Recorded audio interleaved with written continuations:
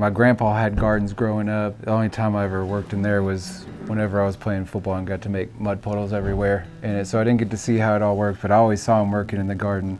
But then when I was in rehab, we had a huge garden there, and I got put on the garden crew, and I just got to see the work that goes into it, and I got to see just everything that goes into the preparation of it, and then you got to actually see the fruit of it. And then I was also able to work in the kitchen, and I got to see what you could do with what you grew, and I just loved the process of putting in the work, and you get to see the outcome of it. And I just found that there's so much you can learn about life in a garden. God placed man in a garden in the beginning of creation, and so there's moments where you get to experience God and you get to create with God in a garden.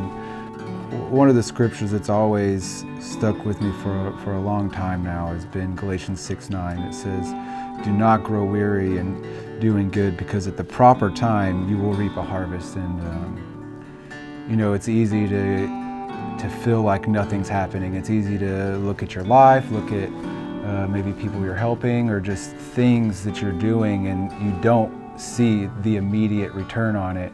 And so it's easy to get tired, it's easy to get worn out, but God says, do not grow weary, for at the proper time, at God's time, you will reap a harvest. So all that work, everything that you put into it, all that energy goes into building whatever God's calling you to do. And so just keep going forward, keep pushing, keep doing what you're doing.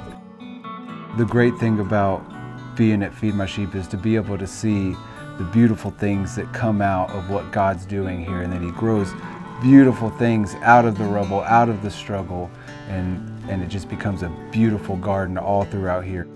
Come and see it. We need others here, whether that's you're coming to get something to eat, or you're coming to serve, or you're coming to work in the garden, or you're coming to teach. Whatever it is, you have something to offer. And so we want you here at Feed My Sheep to be a part of the continuing what we're doing.